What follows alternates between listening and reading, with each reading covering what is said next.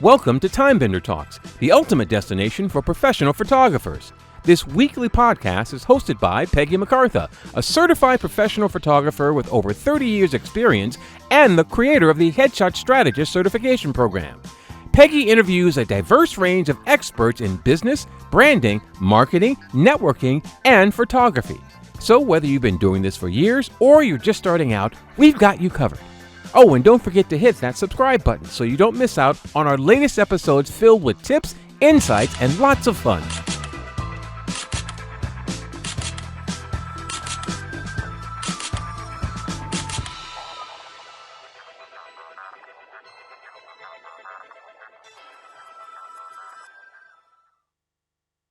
Awesome. We are going to have so much fun today. David is here with me, and we are going to be talking about branding and more specifically, our communication of branding. This month, we're really focusing on having communication skills and strengthening that. So David, please introduce yourself and tell us where you're at on your journey and what amazing things you do. Oh, well, thank you, Peggy, for having me on. So my name's David Baer. These days, I work with marketing agency owners, helping them figure out the best ways to insert strategy. I know that's a big part of your world, into the work that they do, rather than just the tactical stuff that a lot of their clients think they need from them. And that's all informed by 20, way more than 20 years now. I can't even do the math at this point of working in marketing in a bunch of different disciplines, from the performing arts world to the wine industry, and then running my own Facebook ads agency.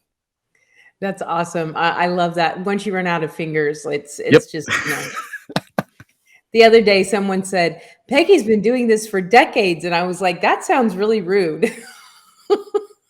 I know, but it's also, you get to pat yourself on the back and say, yes, I have, and I deserve that. Yeah. So what makes you passionate about this? Why are you passionate about helping people with this? Yeah, I think anybody who is an expert at something, right, observes the way that others take on that activity, right?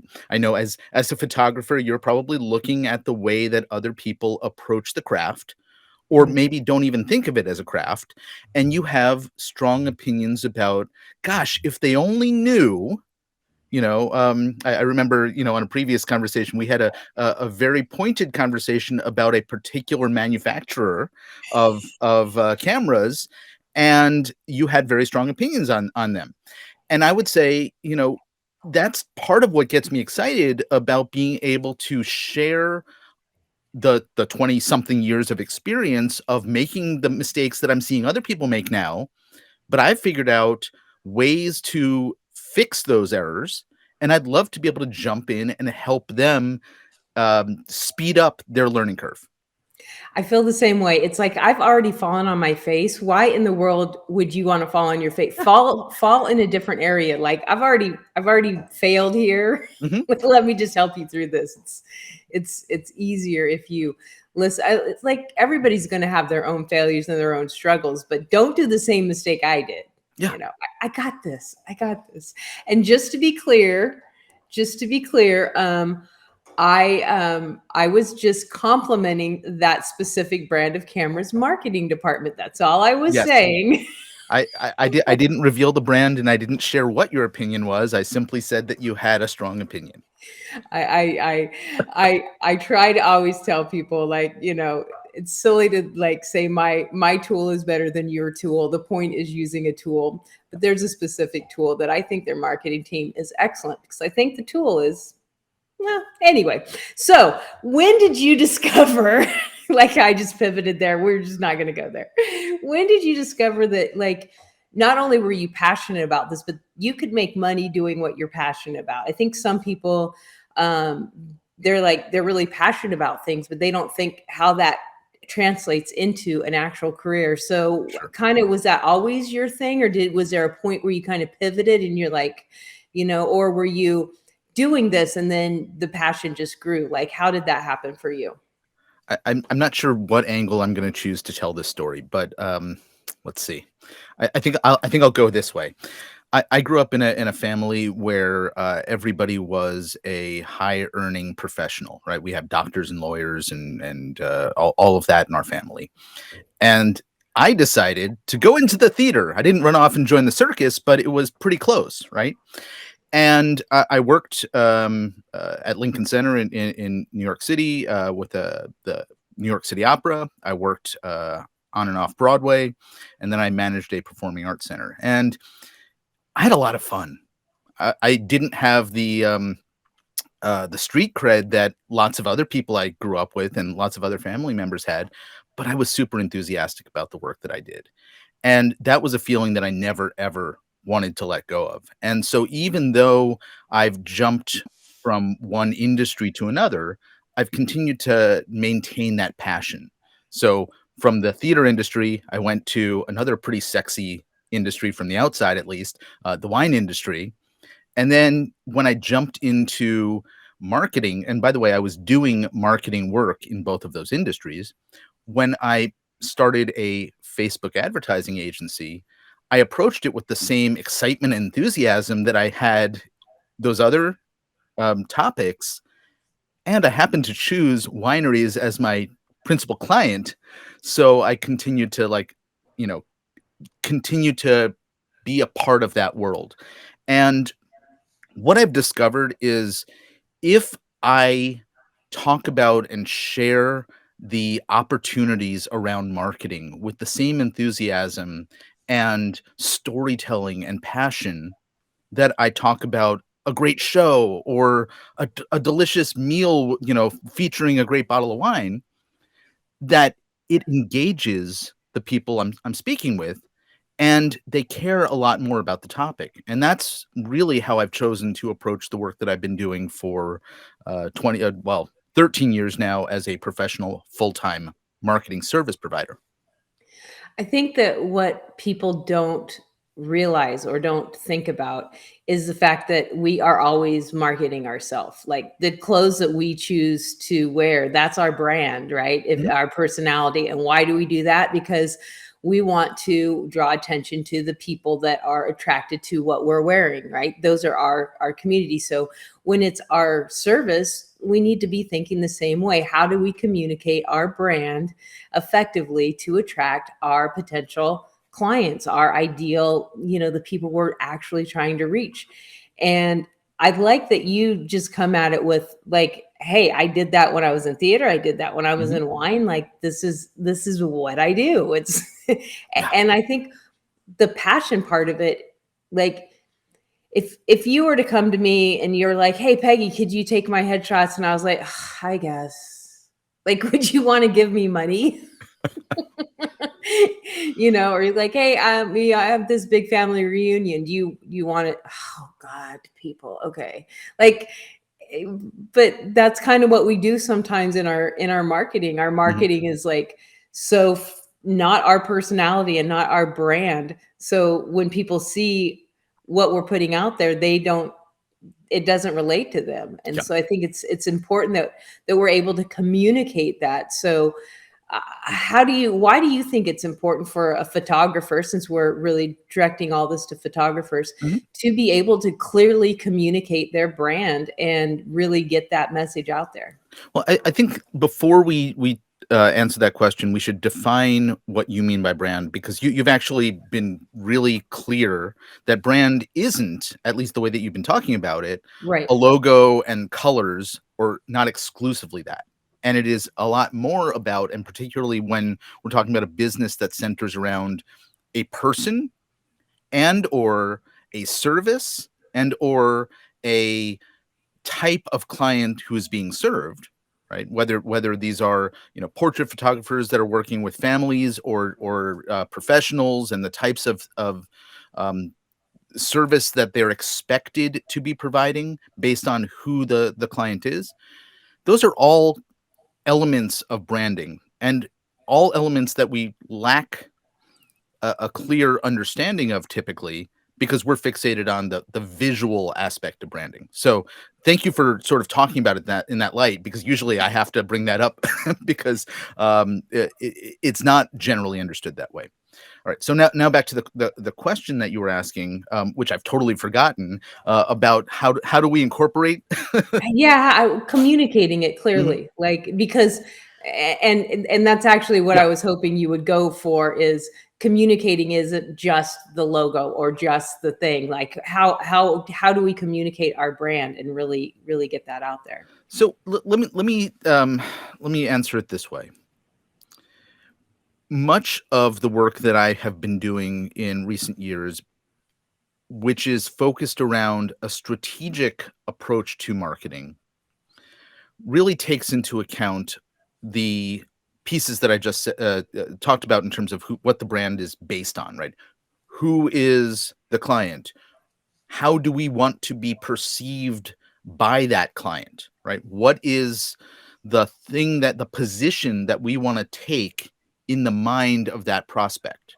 There's a great book written back in the, I think, very late 60s, early 70s, called Positioning by Al Reese and Jack Trout. Really good book. It's all about corporate businesses. But if you think about how this can apply to even a small business, their entire argument in that book and a series of other books that they wrote on the same subject, most of which were called 22 Immutable Laws About, and then Branding, Marketing, etc.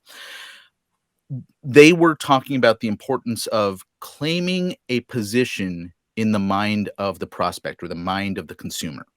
And I think that's something that we have the ability to do at lots of different points throughout the relationship with a prospect and or client, right? So from the moment that they become aware that they need a service that we can provide, we want to be able to position our business in their mind in a certain way, right? So the type of photography that one does, right? If you're dealing with portraiture as opposed to uh, an artist who is doing landscape work, and you're selling that work to, buyers who want to just decorate their homes, well, that's a very different position that you're claiming in their mind.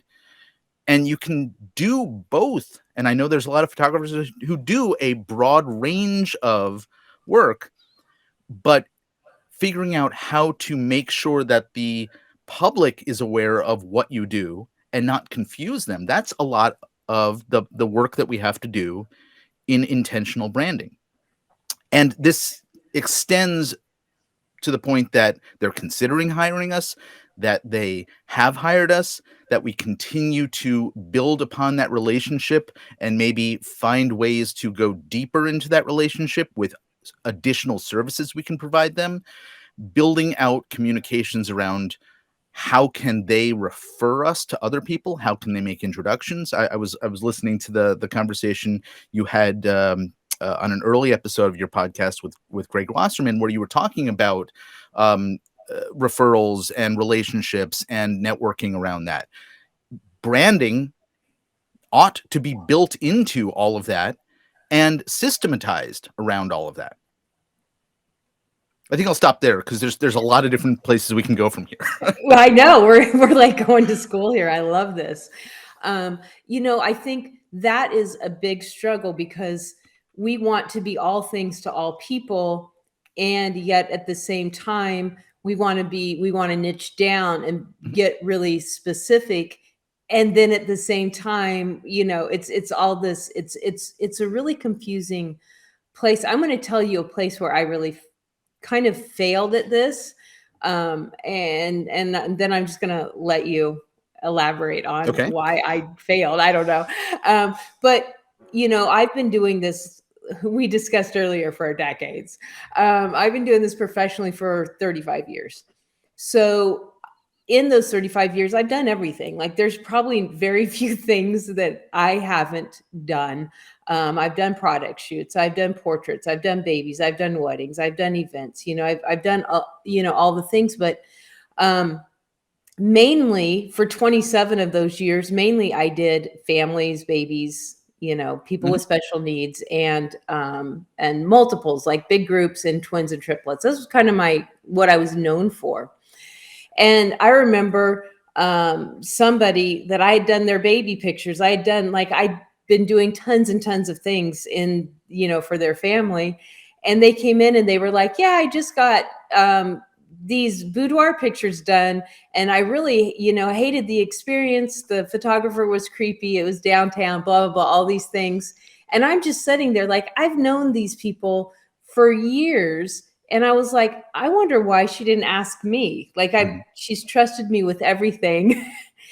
and she was like, I wish you did boudoir pictures. And I was like, well, I do. And she was like, what?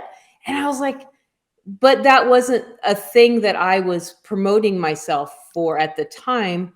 And this was like the early 2000s, before the cell phones. And, that was a big industry in itself. And I realized that I needed to really market specific what I do, but also target where I do that. Like, when I'm talking to people with families, talk about this, but also talk about this over here, talk about this over here. And I can still niche down and be specific when I'm really aware of who I'm talking to, when I'm talking to. So I don't know. Is that smart? Or are you like, no, just niche down and just do the one thing? Yeah. So classic story. It's happened to me too. We'll start there.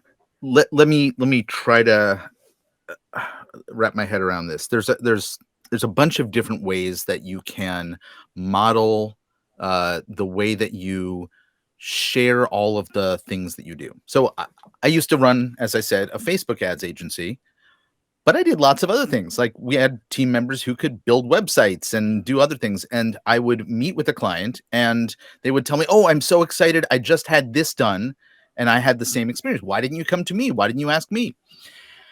So what I've learned from that mistake, which I enthusiastically share with others so that they don't make the same mistake, is finding a way to systematically, and this is a really important word, which is why I said that, so slowly and clearly, systematically tell everybody who becomes a client about all of the other things that you can do for them. Right. So that may mean that you find a communication method to follow up with them once they have spent money with you. Tell them about the other ways that you could expand that relationship. Here's a list of other things that I do. And you don't need to do that all at once. In fact, it's not going to be received very effectively all at once. But if you do something like a drip email campaign that goes out over, a little education with, by the way, did you know that boudoir photography is a very popular thing? In fact, it's one of the top gifts from one spouse to another during this age range. I'm making this up completely because I know nothing about it. And if that's ever something you want to, explore, give me a call, right? And so you share a little bit of information. It's not just a sales pitch. Hey, I do this too, right? Mm-hmm. If you find a way to consistently follow up, share something interesting, give a little, factoid or a tip about how they can do something. Maybe it's about the next time you're taking family photos out on a trip, and you talk about, the angles and the way that you want to position people so that there's depth in the image. Again, I'm making all this up. I know nothing about your craft, but then you can talk about, other things that you can help them do after you've gotten the permission based on, hey, I'm giving you something now. In exchange, I'm telling you another way that I can help you, right? And build that out over 6 months, a year's worth of email communications that come consistently. And it doesn't have to be email. It could be, I run a direct mail consulting program for marketers too, because marketers forgot about that craft of being able to communicate effectively in the physical inbox. And that's a great place for photography to actually probably resonate more effectively with a lot of people, is in physical form too. So I could keep babbling here, and you probably have some follow-up questions for some of the things I've said. So I'll turn it back to you.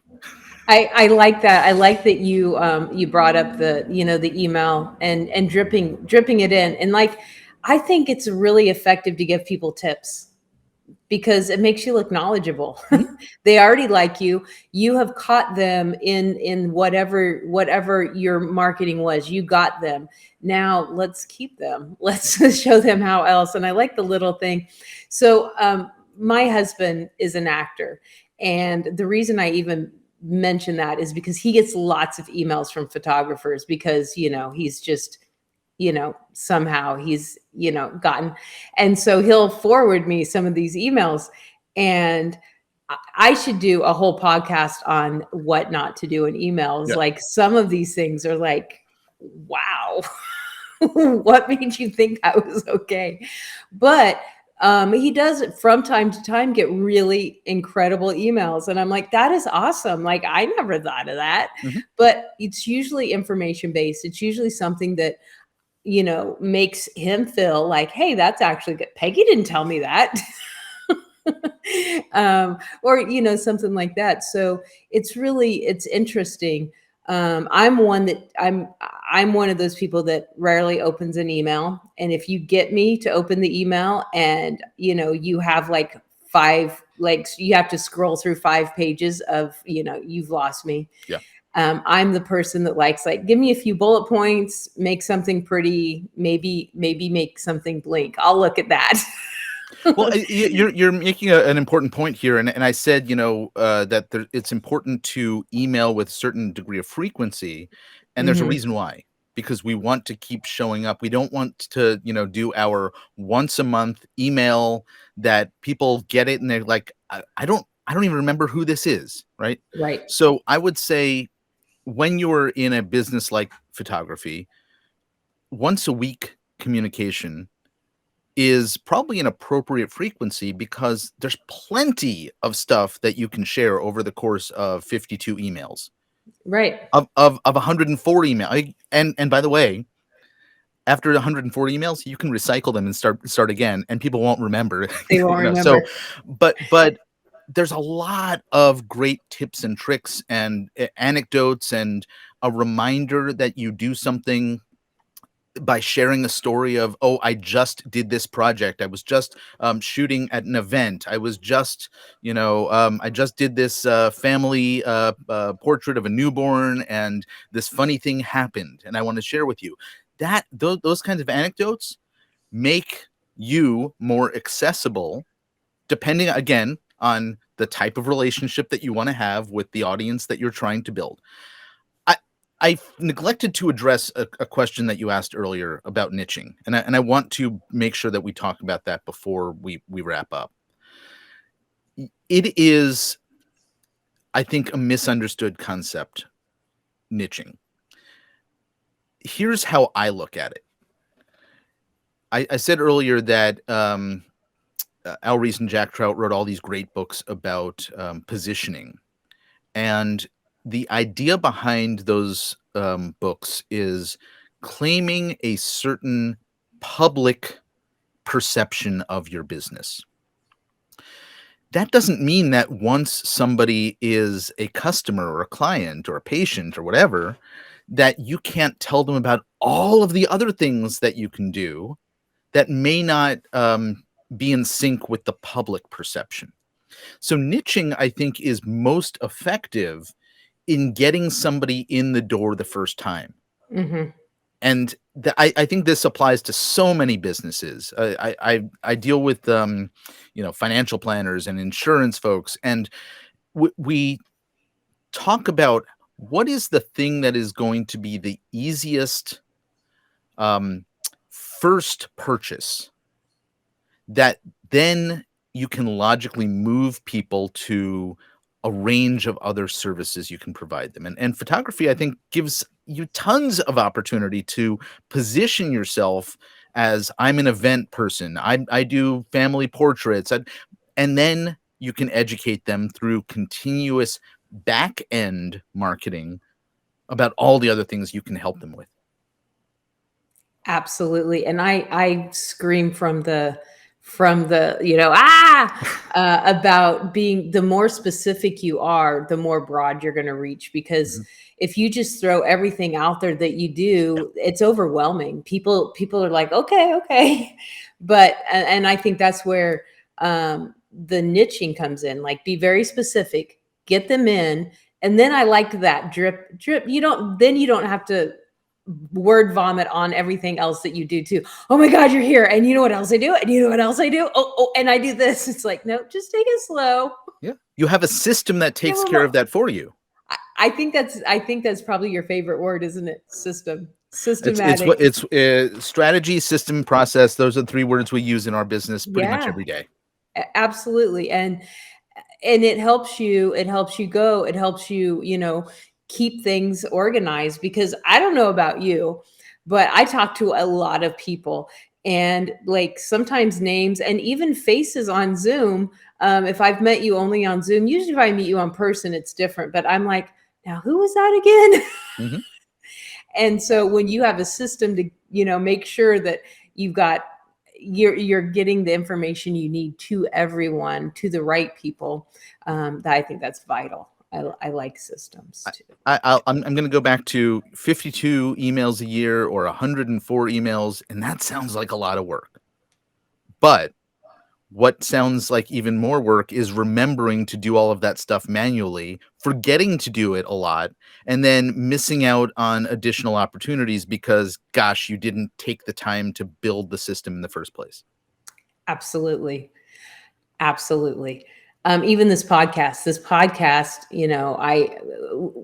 I haven't told everybody about this tool that I have. I mean, obviously, because I met you through the chat through this. Mhm. But Cast Magic, it's a AI thing, and it goes through and it, writes out the transcript. It pulls out keywords. It pulls out quotes, and I literally use that in my email. Like, Yeah. as soon as we're done, I'm going to run it through there, and I'm going to pull out, some empowering points and I'm going to throw that in an email, and I'm going to pull out a quote that that you said that I thought was amazing. And then I'm going to talk about my perspective of your quote. And it's really easy because it's the same thing every single week that I do, but it gives totally different content every week, but yet it's a system. And no matter what it is that we're doing, when we have that, it's going to save us time. It's going to save us energy. Because on, Thursday morning at 9 a.m., I'm not scrambling out going, I got to get a newsletter out in the next hour. Mhm. It's already there. It's all good. Yeah. Everything's fine. And I think that a lot of times when we don't put systems in place, that we're shooting ourselves in the foot. Like, we are hurting ourselves. And people have this perception that, oh, systems are too hard to get in place. It's not. They're not. You brought up AI, so we'll talk about that for a couple of minutes. And I know in our last conversation we sort of talked about the influence of AI in so many industries, and absolutely in the world of photography, and how you've chosen to embrace it and run with it in certain areas. But obviously, AI is causing a lot of concern in other areas. And right now we're dealing in the film industry, where you have centered a lot of your business, and your husband as well, right, with the writer strike Mhm. that's happening at the Yep. moment, and concerns about what is AI's influence going to be on entertainment in general. So that's all got to sort of work itself out. But I will say that AI tools can help accomplish a lot of the communication stuff that we've been talking about, and simplify it, right? So if you were to simply go to one of these tools and say, give me a list of 100 or 150 topics I can talk about, and then you have a templated format for the email that you're going to send out each week, and then you say, great, here's my perspective on, or you could even ask the AI to interview you about your perspective on things, and then say, apply all of that to an email. Please write the Mhm. first draft of it for each of these topics, one at a time. And poof. I mean, it used to be that I would sit down and write an entire email promotional sequence, or a follow-up campaign, or a re-engagement campaign for a business, and the sales letter, and the video sales letter script, and all of the other pieces. And now I have all of my first drafts and a lot of the emails that go out written by AI, speeding my time up. And no longer am I the copywriter. Now I'm the copy chief and the copy editor. And so this daunting task actually is not nearly as daunting as it used to be. And I think that's key, is first draft and editor. Yes. Those are the two things, because we've all gotten those ads and stuff that you're like, okay, what did I just read? That didn't make any, like, you can tell. Yeah. You can definitely tell. But you know what? It's a tool. It should be used as a tool. I'm dyslexic. I make no qualms about it. If you want to get something from me and know that there's no grammar or spelling errors, or you want me to proofread something for you, like, those are things that you just don't ask Peggy to do. Like, right. Anybody that knows me, when they find, oh, you spelled something wrong, I'm like, yeah, I know. Have you met me? Like, that's not one of my strengths. I use tools. I use spell check. I use AI. I use all these things to help me to use my voice, to communicate my voice effectively, so that other people are reading it and they can actually read the words, because, you know, they're spelled right. They're the right order, all those things. But this is, it's big and scary because it's new. And there's some people that are not using it as a tool. There are people that are wanting to, you know, push people out of their jobs and so forth. But like you said, that's all going to work out. Yeah. The main thing is, use the tools. I mean, this is exciting. Like, it's pretty exciting time. Jump in there and learn those tools, and, you know, put that as part of your system. I like that. All right. So David, give me a tip for photographers communicating their brand effectively. What would your one tip be? I think you need to make a choice about who you want to be seen by and who you want to be seen as in public. So going back to that concept of positioning, if you can claim a position in the mind of the people that you wish to serve, you're going to find all of this is going to fall into place a lot more easily, and you're not going to find yourself struggling with, how come nobody's paying attention to me, or how come nobody knows what I do? Yeah, exactly. I like that. If you don't take the time to figure out why you're doing what you're doing, who you're doing it for, what purpose you serve, then you're throwing spaghetti on the wall, just hoping something sticks. It's sad but true.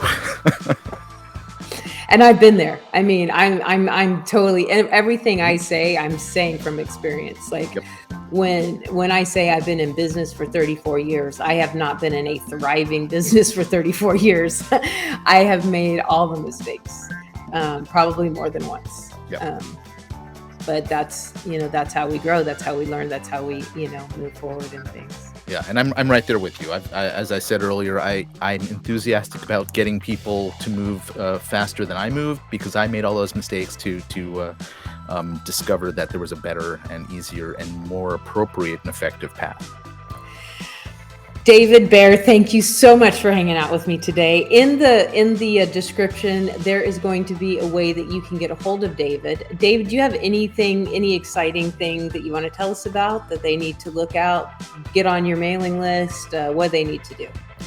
I don't sell anything to anybody except marketing agencies. So, although, Peggy, I did mention that I have been recently engaged with a lot of folks to help them figure out how to use AI more effectively in their businesses, and so that's a little project that I've started on the side. Maybe we should do a get shit done session together, and you should give us some tips on AI, because sure, happy to do so. But I'll make sure to leave you with my general link where you can find out the various projects that I'm working on. Absolutely. Well, thank you. This was a good conversation. I appreciate it. Yeah, I had fun. Thanks so much. Thanks so much.